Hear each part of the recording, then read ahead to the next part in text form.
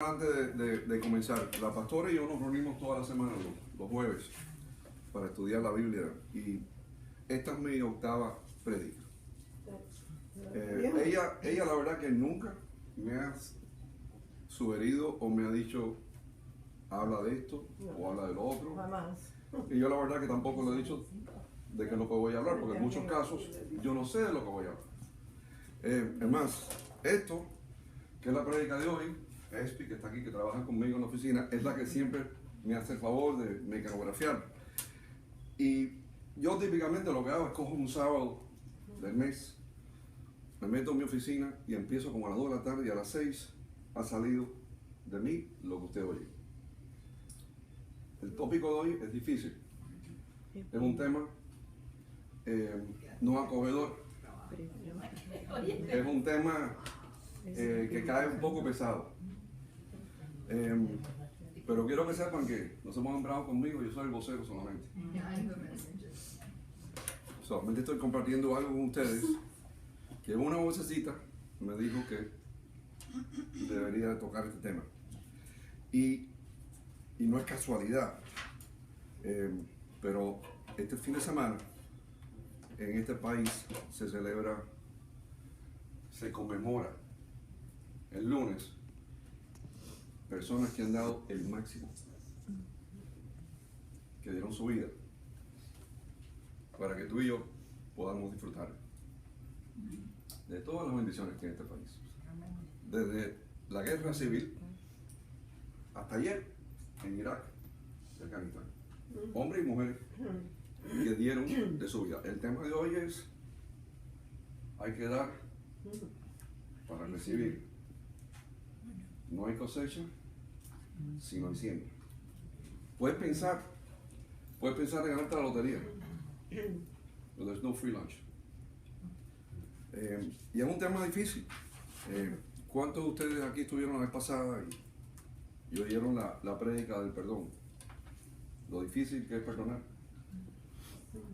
Lo difícil es que cambiar las cosas como tú estás acostumbrado a hacerlas todos los días. Lo difícil que es entender que hay que caminar por fe y no por vista, sin usar el sentido de razonamiento, de perdonar al que te ha herido, o el que tú sabes que te está hiriendo en este momento y que está tramando contra ti para herirte. Eso es dificilísimo. Y lo difícil es convertir el bolsillo tuyo y dar con fe y con gozo y alegría en tu corazón. Mira, yo cuando fui a Alfa y Omega por primera vez y vi que los miembros estaban con los brazos alzados, dando brinquitos y hablando en lengua, yo pensé que mi mujer me iba a traer una casa de locos. Pero cuando el pastor Delgado hizo un llamamiento y le dijo a la gente: los que están diezmando hoy vengan al frente y traigan sus diezmos, que es el 10% de su salario, yo dije: wow, esto me está confirmando que de verdad estoy en una casa de locos. Esta gente está dando 10%, esto es una cosa que es fuera de mi entendimiento. ¿Qué incorrecto estaba yo? Mira, el apóstol Pablo, ustedes saben que él era un escolar rabínico, y hasta los últimos días de su vida, él era como el enforcer del reino de Dios. Él era el que el Señor había designado para mantener a las ovejas, bien si eran gentiles o hebreos, que no se desviaran de las enseñanzas de Jesús. Y Lucas, que era un compañero de Pablo, escribió 2 libros, Lucas y Hechos. Y en Hechos nos habla de lo que estaba hablando de Alma y que va a tratar en su próximo sábado, del Espíritu Santo y la importancia del día de Pentecostés, de ser investidos en el poder del Espíritu Santo, de poder ser testigos de Jesús. No, esto no es testigo de Jehová, los que ven estar los sábados con los libritos caminando por ahí, que no creen en la Trinidad, piensan que Jesús solamente era un hombre y crean que hay 144,000 que se van a salvar y el resto van al infierno. No, estoy hablando de que seamos testigos de Jesús. Y el hablar en lenguas es representativo de tener esa autoridad del Espíritu Santo dentro de ti, dentro de nosotros. El día de Pentecostés, que lo celebramos el día 15 de mayo, Jesús había estado 40 días después de haber resucitado. Estaba aquí en la tierra. Y sí, dejándole saber a sus discípulos que Él les dejaba al Espíritu el que iba a estar con ellos, para que ellos no estaban angustiados, porque sabían que él se iba. 10 días después, estaban todos reunidos en el aposento alto, 120 de los discípulos. Y en ese momento viene un viento, un soplo, un estruendo, y como fuego, sobre ellos, el Espíritu Santo, y ellos empiezan a cantar, a reírse y a hablar en lenguas que no eran las lenguas de ellos. Y no estoy hablando en otros idiomas. En Hechos, capítulo 2, versículo 4, dice lo siguiente: y fueron todos llenos del Espíritu Santo y comenzaron a hablar en otras lenguas según el Espíritu les daba que hablasen. En Marcos 16, 17, Marcos capítulo 16, versículo 17, el Señor nos da una instrucción donde nos dice: y estas señales seguirán a los que creen. ¿Cuántos aquí son los que creen? Levanten la mano. Y estas señales seguirán los que creen: en mi nombre echarán fuera demonios y hablarán nuevas lenguas. Eso no quiere decir que vas a aprender francés o alemán. Mira, la raíz de toda duda, de toda incredulidad, de ansiedad, de temor, es la falta de información, la falta de entendimiento y la falta de revelación de la palabra. Amén. Tienes que afincarte en la palabra. Escrito está: la palabra es espíritu y es vida. Eso es Juan 6, versículo 63. Mira, pero si me fue difícil para mí entender el tema, que hablar en lenguas no es estar loco, de estar a un punto de entrar en mazorra. Y entender que cuando las personas hablan en lenguas, lo que están reflejando es que tienen la unción del Espíritu Santo sobre ellos, que es una comunicación directa entre la persona y el Señor, donde no hay interferencia de circunstancias o de Satanás que puede venir a desviarte de lo que estás pensando o sintiendo. Pero tomar el paso adelante aún fue más difícil en el tema de que yo le hablé la vez pasada. Mi enseñanza católica era muy diferente. La costumbre mía de muchacho era los domingos, cuando pasaban la cesta, yo dejaba $1. Eso es lo que mis padres me habían enseñado, eso es lo que hacía todos los domingos. Nosotros decíamos pasar el cepillo, que yo no sé si la connotación es cuando te dicen me cepillaron, es que te quitaron algo. Y yo la verdad sentía que me estaban quitando algo. Pues te voy a decir completamente, ¿sabes? Como yo me sentía. Es más, para mí era como una forma de limosna o de una obra de caridad. Yo nunca lo vi en mi mente como si yo estaba invirtiendo en algo. Nunca. Es más, yo le voy a decir la verdad. A veces yo me escondí un poquito de mi padre. Mi padre me daba un allowance semanal. Esto cuando estaba en high school, ¿no? Iba aquí al Little Flower. Y entonces, si ellos no estaban mirando, yo en vez de poner $, ponía el cambio que tenía en el bolsillo. Yo estaba cumpliendo, pero me estaba dejando más de mi lado. Esa era la mentalidad. Era un pequeño peaje y yo sí me podía esquivar con dar un poquito menos. Así lo hacía. Esa es la verdad. Y sé que este es el tópico más difícil para todo el mundo. Sé que esto va a le caer pesado a algunos de ustedes. Pues si la convicción de la fe es dura y la convicción de perdonar es dura, la más dura es esta. Es la más dura de todas. La convicción de comprometer el bolsillo tuyo no es fácil. Yo no sé si ustedes aquí lo pueden hacer. esos temas que tienen que hacerse la pregunta este fin de semana. Si ustedes pueden tener un compromiso con el reino de Dios. Yo recuerdo de muchacho, yo tenía un concepto que había una relación muy directa entre el bien espiritual y la pobreza. Que resumidas cuentas, que lo más alto que había era aquellos que en este mundo se habían comprometido al mundo no material, donde la pobreza y la falta de bienes materiales era un requisito para espiritualidad y santidad de la persona. Yo me recuerdo que siempre, para mí, yo veía un monje muy austero, sin nada flashy. Nunca había una monja con una cartera Chanel o con zapatos Jimmy Choo, ni nada de eso. Sí, para yo siempre veía eso, era un símbolo de que mientras más pobre, mientras más simple, mientras nada de lujo, más espiritual tú eres, más cerca del Señor estás si tú eres pobre. Ese era mi concepto de muchacho. Hacían votos de pobreza. Es más, muchos de los ídolos católicos eran una reflexión de esa condición.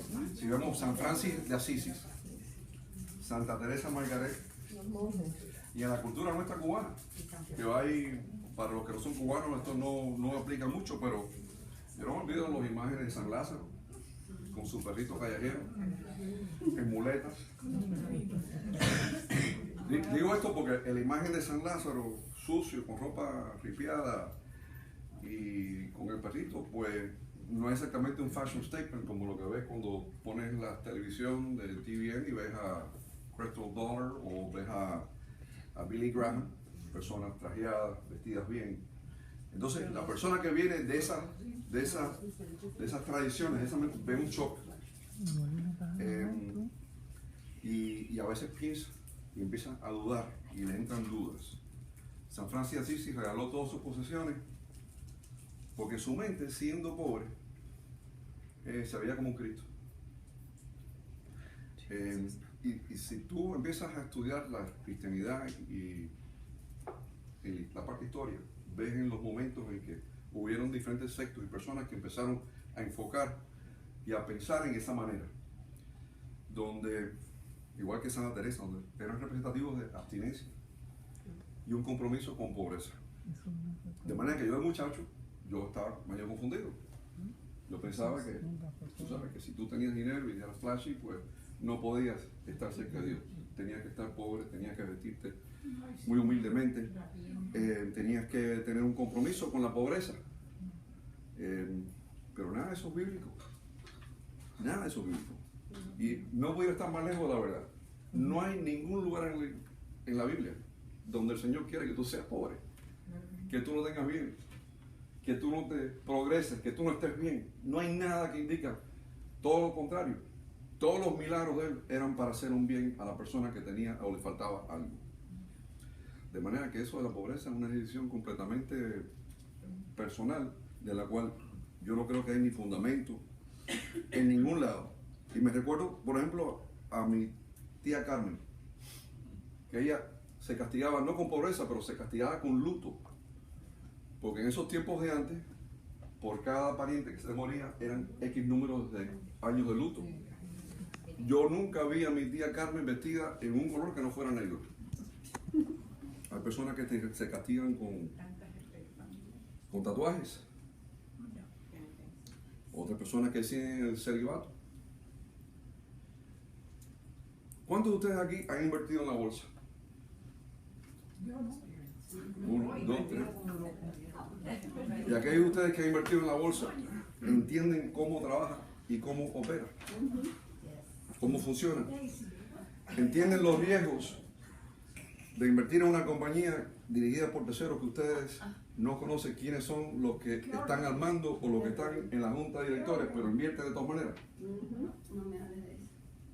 ¿Cuántos de ustedes han hecho una inversión inmobiliaria? Comprar una casa o un condominio en la playa como un second home.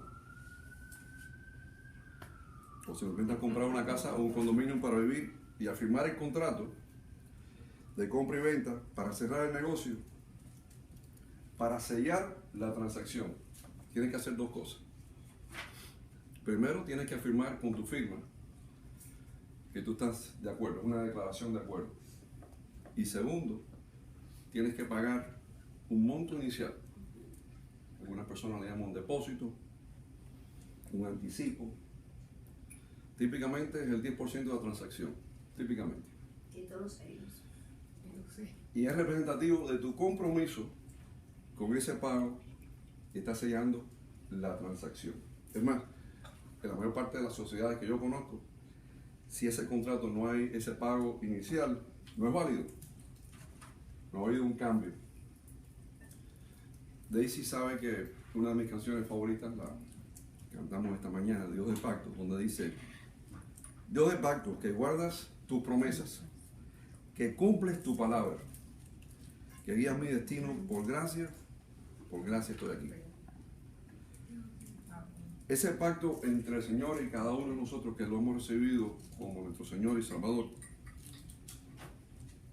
no está sellado sin un acto correspondiente de parte nuestra. En otras palabras, tú tienes que cumplir tus obligaciones igual que Él cumple sus promesas, pero tú tienes que sellar el pacto. Y ese sello es nuestra siembra en el reino de Dios. En la prédica anterior yo hablé de la historia de los fariseos.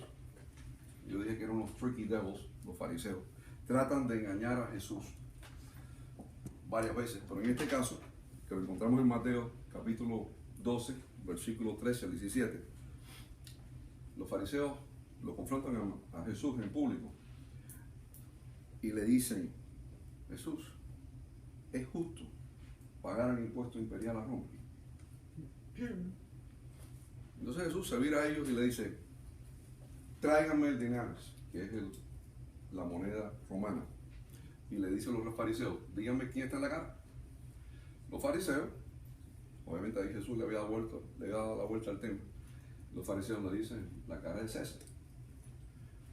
Y le responde Jesús: devuélvale a César lo que es de César, y a Dios lo que es de Dios. ¿Recuerdan la prédica? Esto es muy importante porque en el Nuevo Testamento el tema de diezmar casi no aparece excepto en dos lugares. Y eso le ha dado mucha pólvora a escolares, a pastores y a predicadores de postular que cuando Jesús nos redimió de la ley, también nos redimió de pagar el diezmo, que era parte de la ley del Viejo Testamento. Pero Jesús no dice: páguenle a César. Él no dijo eso. Jesús dijo: devuélvele a César, devuélvele a Dios lo que es de Dios. Mira, cuando tú devuelves algo, es porque lo que tú tenías no era tuyo. Era porque lo que tú tenías, alguien te lo había dado. Lo tenías en préstamo. Tú simplemente lo estás devolviendo. Puede ser en servicios, facilidades, en dinero, si es un préstamo bancario, etc. ¿Qué cosa es el diezmo? El diezmo es el 10% del salario, la entrada, la cosecha, si es un campesino lo que cosechó, si es un pescador lo que pescó. El diezmo también tiene la connotación de los primeros frutos, first fruits. En otras palabras, no son las obras como hacía yo, la moneda que me quedaba en el bolsillo.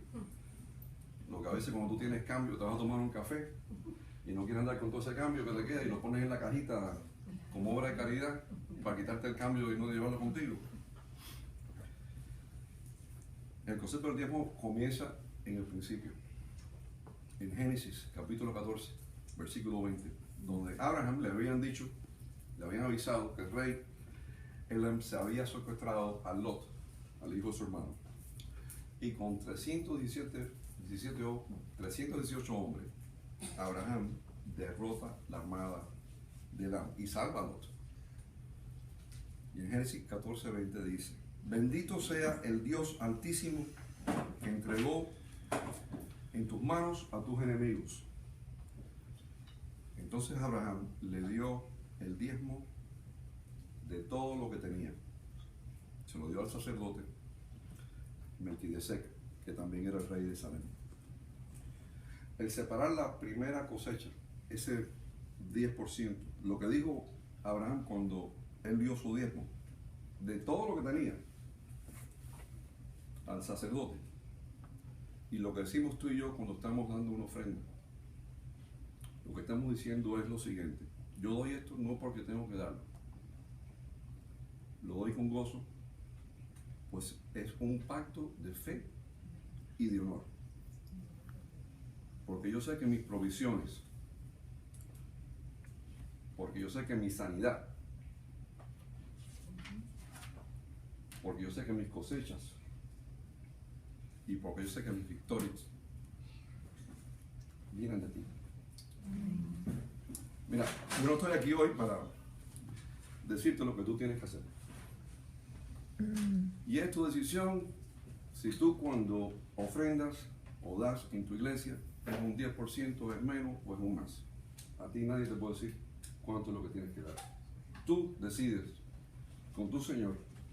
Esa es una decisión entre ustedes dos. Lo que yo sí estoy aquí para decirte y dejarte saber es que para sellar el pacto hay que sembrar. En el Viejo Testamento vemos el tema de los diezmos en Levítico, en Deuteronomio, en Números, y es un concepto que se formaliza en ese momento. Es más, que hay, si tú vas en el Viejo Testamento, vas a ver lugares donde es más de un 10%. Y vas a ver lugares donde ese 10% se retenía por 3 años, por el tema de la cosecha, etc. Y en esos tiempos era una manera de subsidiar a la tribu levítica. Eran la única tribu de las 12 tribus que no había recibido tierra para arar, para cosechar, para criar animales, etc. Y era la manera de las otras 11 tribus de poder sostener a esta tribu que estaba con la responsabilidad de mantener el tabernáculo y de dar el liderazgo espiritual a las otras 11. Ellos eran los líderes espirituales de Israel. Y las otras tribus subsidiaban a esta tribu particular y a los líderes de la misma. En Levítico 27:30 dice la palabra: y el diezmo de la tierra, así como el cimiento de la tierra, como el fruto de los árboles de Jehová es cosa dedicada a Jehová. Por eso, cuando Jesús dice, devuélvele a Dios lo que es de Dios, se refiere de todo lo que es de Jehová, porque todo proviene de Él. Y para los que están aquí hoy, quiero que entiendan que el concepto del diezmo, de la ofrenda, no es solo una inversión monetaria o de cosechas en el reino de Dios. También un aspecto de una connotación de tu tiempo. En otras palabras, el diezmo o el concepto de esas primeras cosechas también se refiere a esos primeros momentos de cada día de tu vida. Y lo que te está diciendo es que los primeros momentos que te levantes, si tú tomas el 10%, son 48 minutos que se lo dediques a Él en oración, en alabanza, en vez de estar mirando CNN o Fox, pon la música, o en el carro tuyo por la mañana, que se lo dediques a Él. En 2 Corintios, Pablo, en su carta a los Corintios, nos recuerda que el que siembra en abundancia cosechará. ¿Algunos de ustedes han empezado un negocio sin una inversión? Sin sweat capital. ¿Has podido empezar algo sin poner algo enfrente? El campesino puede cosechar algo sin poner la semilla. ¿Cómo te cae el cielo? O tienes que tener skin in the game. Como dicen los inversionistas, cuando tú vas a ser un inversionista con un socio y tú le dices, bueno, yo voy a poner esto, ¿y qué vas a poner tú? Es lo primero que te pregunta un socio. ¿Cuánto estás poniendo tú en esto? ¿Eh? Y tiempo. ¿Mm? El tiempo. Y el tiempo. ¿Y qué es lo que quiere todo inversionista? Quiere un retorno a su inversión, ¿no? Mira, el Señor es el máximo inversionista. Amén. El máximo. Pero nosotros somos su inversión. Él espera que nosotros seamos los promotores de su reino, aquí en la tierra. Llevando el Evangelio a las 4 esquinas. Haciendo crecer y expandiendo el conocimiento de la palabra. En 1 Corintios 3:7 nos recuerda el Señor. Porque a veces tú sabes, cuando las cosas no van bien, nos olvidamos. Nos olvidamos de quiénes somos, cómo estamos aquí, cómo llegamos. El éxito a veces nos hace crecer la altivez, el orgullo, que son todas cosas que el Señor aborrece. Y en Corintios, Pablo, estas palabras son bien importantes porque nos recuerda que el crecimiento lo ha dado Dios. Así que ni el que planta, ni el que riega, sino Dios es el que da el crecimiento. En Gálatas 6:7 está el dicho de que estoy seguro que todas las abuelitas cubanas se lo decían: no se engañen, no se burlen de Dios, que cada uno cosecha lo que siembra. Si alguno de ustedes busca sabiduría como buscó Salomón, que en vez de pedir riquezas, en vez de pedir venganza de sus enemigos, en vez de pedir larga vida, Salomón pidió sabiduría. Y en Proverbios, que es el libro de sabiduría en la Biblia, capítulo 3, versículo 9 al 10, dice la palabra: honra a Jehová con tus bienes, con las primicias de todos tus frutos. Serán llenos tus graneros con abundancia, y tus presas rebosarán de vino. ¿Cuál es el propósito del diezmo? Expandir el reino de Dios. Pure and simple. No hay otro. ¿Cuál es el propósito de los accionistas y los directores de IBM, de Apple, de Microsoft, de Google, de General Motors, que compran sus acciones en la bolsa? Lo mismo. Expansión, valor, crecimiento, todo eso lo vemos bien, ¿verdad? Cuando vemos eso, le damos crédito. En el reino de Dios lo hacemos igual. ¿Quiénes somos los accionistas del reino de Dios? Tú y yo. No hay más nadie aquí. Somos nosotros. ¿Y dónde es que uno diezma? ¿A dónde van? A las iglesias. ¿Y qué es la iglesia? La iglesia donde tú aprendes tu palabra. Puede ser una iglesia, puede ser dos iglesias, no sea la iglesia que ustedes van. Y apoyan a los líderes de la iglesia, a los pastores, a los ministerios de la iglesia y a cualquier esfuerzo en ese ambiente que promueve el evangelio del Señor. Y no hay diferencia, tú inviertes en tu casa, en tu mantenimiento, en la piscina, en la decoración, en tu persona, en tu físico. Y si estás comprometido con el Señor, si levantaste la mano cuando dijiste yo creo, hay que invertir en el reino del Señor. Y Él te recompensará con abundancia, con multiplicación. Pero nunca puedes olvidar que hay que devolverle a Él lo que le toca a Él. La segunda referencia de diezmo en la Biblia, y solamente hay dos, o por lo menos yo nada más he encontrado dos. La vemos en Mateo 23:23, donde vemos a Jesús en una de sus palizas a los fariseos, y donde los acusa de ser hipócritas, que lo eran, porque ellos solo diezmado.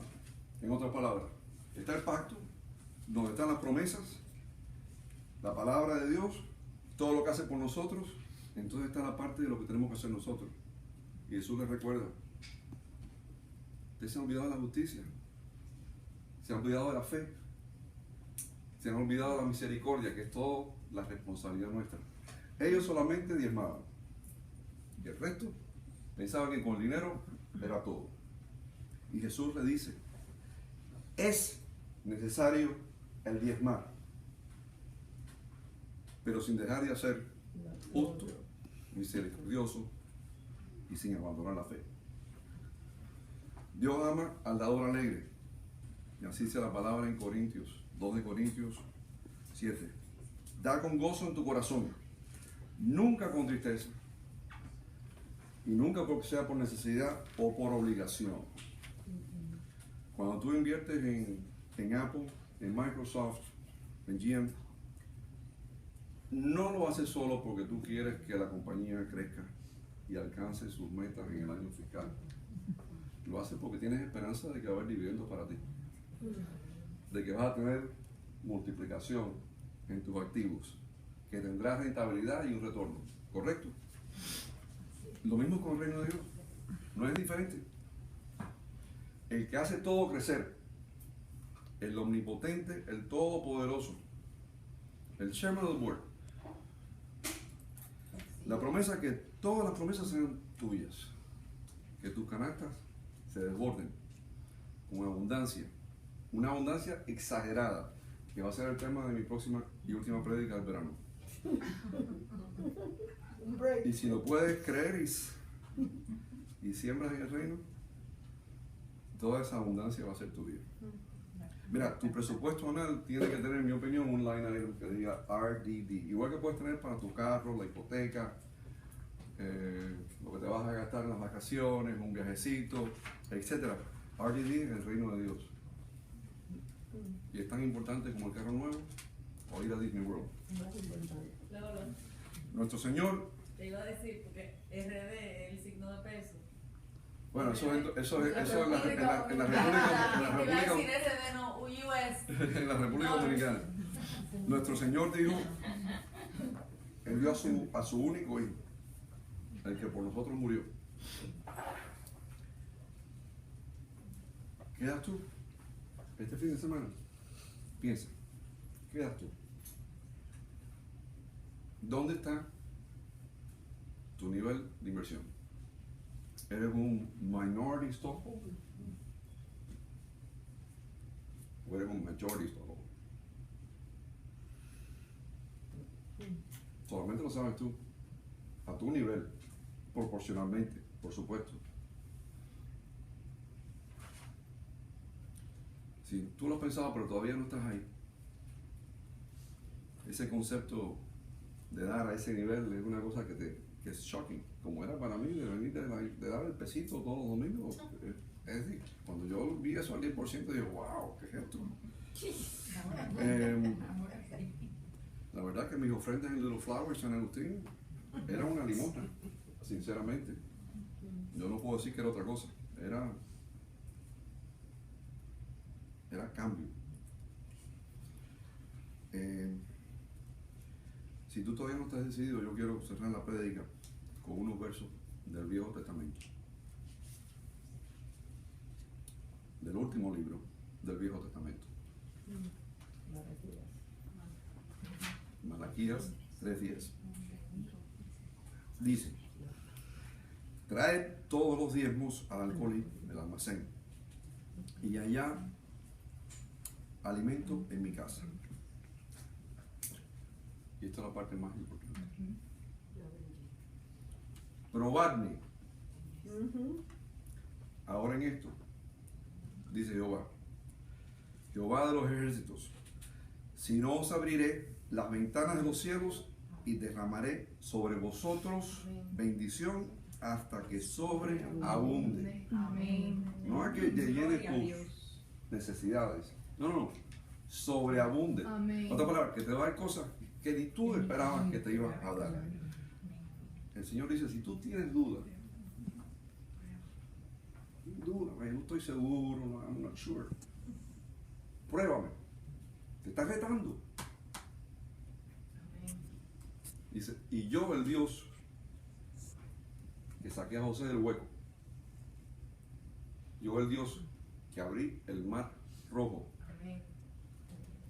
yo, el Dios que lancé la piedra de David a Goliat, yo, el Dios que alimenté a 5,000 hombres con 5 panes y con 2 peces.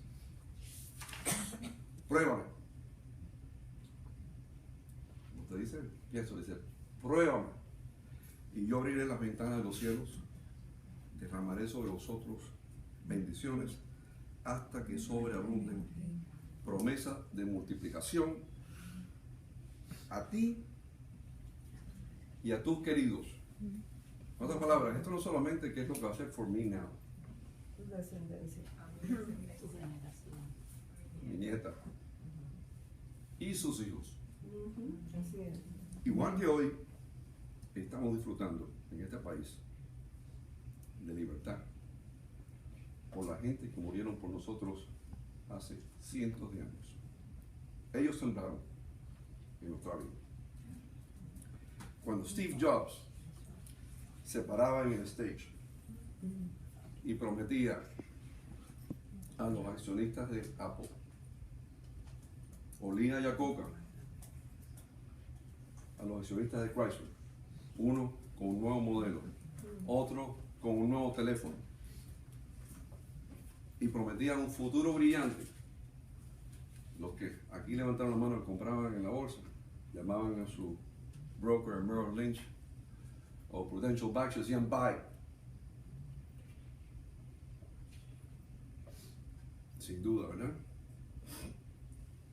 Y no te preocupabas cuando veías el reporte anual, cuánto es lo que ganaba Steve Jobs, cuántas millones de acciones recibía, cuánto ganaban los directores, qué carros manejaban. Pero a veces nos ofende o nos preocupa si vemos que un pastor tiene un reloj de pulsera de oro o si me está manejando un BMW. Eso sí nos preocupa.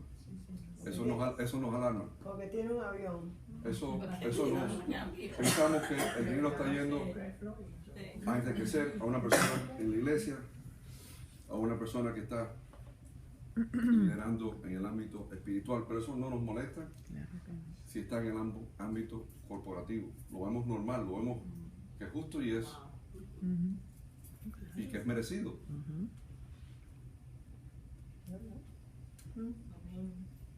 ¿Has pensado eso?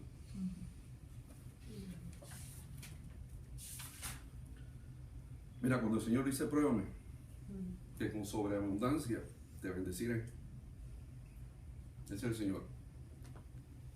¿Cuál es tu decisión? ¿Bye? ¿Reino de Dios? Si tú llegaste aquí hoy, igual que yo estaba en años pasados, donde creía que, sí, creía en la palabra y el pacto y eso, pero yo no había sellado. Yo no había sellado ese compromiso. Yo no me veía como un inversionista o como accionista del reino de Dios.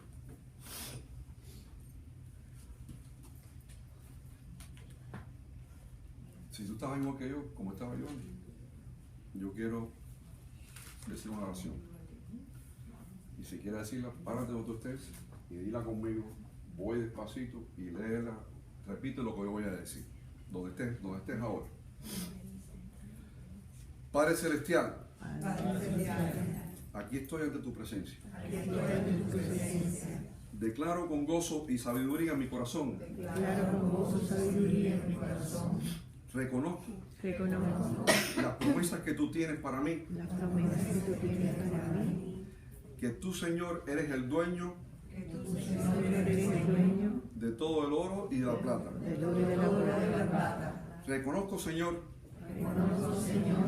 que tú eres un Dios de riquezas, no de pobreza. Reconozco, Señor, que eres un Dios no de escasez, pero de abundancia. Pero de abundancia. Señor, Señor, Tú me has dicho, pruébame. tú me has dicho, pruébame. Yo hoy declaro Yo hoy declaro que de hoy en adelante que de hoy en adelante fielmente estaré fielmente estaré con mis siembras con mis siembras en tus canastas. en tus canastas. Y que tú, Señor, Y que tú, Señor, abrirás los cielos abrirás los y cielos derramarás y derramarás tu bendición tu bendición con sobreabundancia con sobreabundancia sobre mí y los míos. sobre mí y los míos. Y tu pueblo dice, Amén. amén. Ay, qué bonito. Adiós.